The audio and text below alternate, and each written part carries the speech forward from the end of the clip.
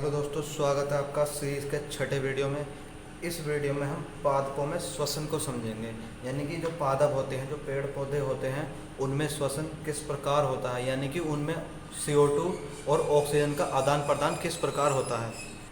तो इस बात को आज हमें समझना है कि CO2 उसमें किस तरह कहाँ से आती है, किस तरह से आती है, और ऑक्सीजन कैसे पेड़ पौधों से ली और दी जाती है। तो देखिए, प्रकाश संश्लेषण क्रिया के बारे में तो आपको पता ही होगा। जैसे कि प्रकाश जो पौधे होते हैं वो अपना भोजन बनाने के लिए CO2 और H2O और किस चीज़ का यूज़ करते हैं, सूर्य का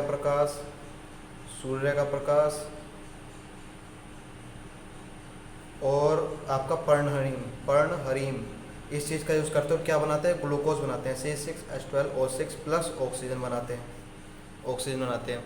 तो ये जो CO2 पादपों में आ रही है और ये जो ऑक्सीजन गैस है, ये दो गैसें हैं, ये दोनों गैसें, ये जो CO2 इसमें आ रही है वो किस जगह से आ रही है, और ये जो ऑक्सीजन गैस है ये इसमें से पादपों में से निकलेगी। जब ये पूरी प्रक्रिया जो होती है, पूरी रिएक्शन पादपों के अंदर होती है, तो अंदर होगी तो ये CO2 अंदर जाएगी कैसे, और ये वाली जो ऑक्सीजन बनी है ये अंदर से बाहर कैसे आएगी। तो इस बारे में हम आज के वीडियो में समझने वाले हैं। तो देखते हैं कि जो CO2 होती है वो कैसे जाती है। तो जो पत्ता होता है ना, उस पत्ते में छोटे छोटे छिद्र होते हैं। वो छिद्र केवल माइक्रोस्कोप की सहायता से ही देखे जाते हैं, सूक्ष्मदर्शी की सहायता से। उन छिद्रों को हम कहते हैं रंध्र। उनके द्वारा CO2 बाहर आती है, नहीं, CO2 अंदर जाती है और ऑक्सीजन जो है बाहर आती है रिएक्शन के बाद। कौन सी रिएक्शन के बाद, प्रकाश संश्लेषण की रिएक्शन के बाद। तो देखिए, पादपों में वायवीय श्वसन होता है। जैसे कि आप जानते हैं वायवीय श्वसन होता है। क्यों होता है वायवीय श्वसन?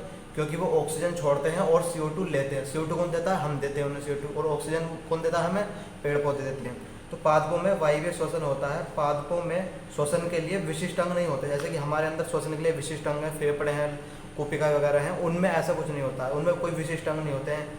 उनमें केवल पत्ते होते हैं और पत्तों के अंदर छोटे छिद्र होते हैं, उनके द्वारा ये गैसों का आदान प्रदान करते हैं। तो देखिए, पादपों में श्वसन के लिए विशिष्ट अंग नहीं होते हैं। हम जानते हैं कि पादपों में श्वसन के दौरान गैसों का आदान प्रदान रंध्रों द्वारा होता है। यानी कि आप जानते हैं पत्ते होते हैं, पत्तों में छोटे छिद्र होते हैं, उनको कहते हैं रंध्र। तो उनके द्वारा आदान प्रदान होता है गैसों का। प्रत्येक रंध्र छोटा छिद्र होता है, बहुत ही छोटा छिद्र होता है। इसे केवल माइक्रोस्कोप की सहायता से ही देखा जा सकता है। जो पौधे की पत्तियों की अधिचर्म पर उपस्थित होता है, यानी कि जो उसके बाहर का स्ट्रक्चर होता है उस पर उपस्थित होता है। रंध्रों द्वारा कार्बन डाइऑक्साइड तथा ऑक्सीजन का आदान प्रदान होता है। यानी कि जो आपके छोटे छिद्र होते हैं उनके द्वारा ही ऑक्सीजन और कार्बन डाइऑक्साइड का आदान प्रदान होता है। ये हमारा मेन गोल था, इसको समझना। ऑक्सीजन कहाँ से आती है? ऑक्सीजन वो बनाते हैं, इस रिएक्शन के दौरान वो ऑक्सीजन बनाते हैं। तो जब वो ऑक्सीजन को रिलीज़ कर देते हैं तो वो ऑक्सीजन हल्के हल्के रंध्रों द्वारा बाहर निकलनी शुरू हो जाती है। और जो उन्हें इस रिएक्शन के लिए CO2 की आवश्यकता है, तो वो CO2 कैसे जाती है? वो CO2 भी इन रंध्रों द्वारा ही जाती है। रंध्रों द्वारा CO2 अंदर जो है जाने लगती है। मतलब रंध्र क्या होते हैं? छोटे छिद्र होते हैं। वो कहाँ उपस्थित होते हैं? वो पत्तियों में उपस्थित होते हैं। इनके द्वारा जो है ऑक्सीजन, CO2 वगैरह जो है अंदर जाने लगती है और ऑक्सीजन जो है बाहर आने लगती है।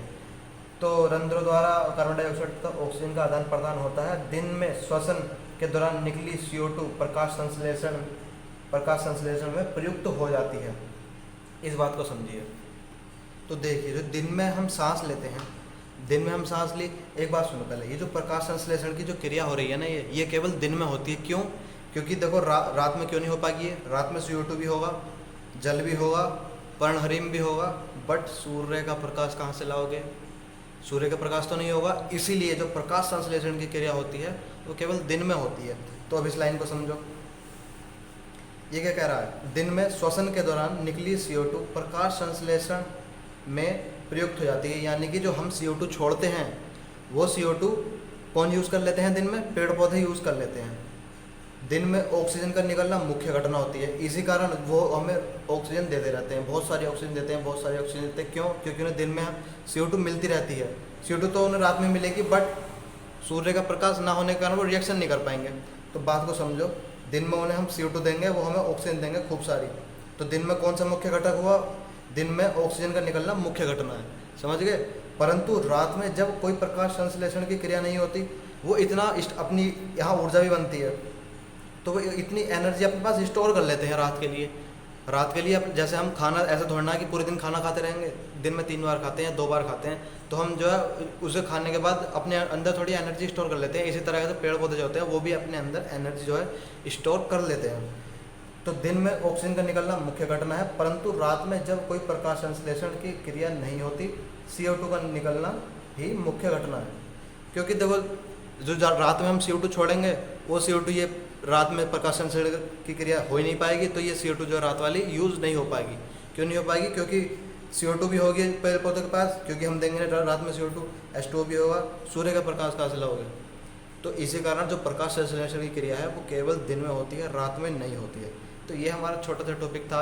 उम्मीद करता हूँ कि आप इसे आसानी से समझ गए होंगे। कुछ ज़्यादा बात नहीं है, पर पादपों में श्वसन में बस हमें इतना समझना है कि ये CO2 कहाँ से आती है जब ये अपनी रिएक्शन बनाते हैं भोजन करने के लिए, और ये CO2 कहाँ से आती जाती है, और ये ऑक्सीजन कहाँ से आती जाती है। तो मैंने आपको बता दिया कि पादप होते हैं, उनमें पत्ते होते हैं, पत्तों में माइक्रोस्कोप की सहायता से देखोगे तो उनमें आपको छोटे छिद्र दिखाई देंगे, जिन्हें रंध्र कहते हैं। इनके द्वारा ही जो है CO2 और ऑक्सीजन का आदान प्रदान होता है। तो दोस्तों मिलते हैं नेक्स्ट वीडियो में, तब तक पढ़ते रहें।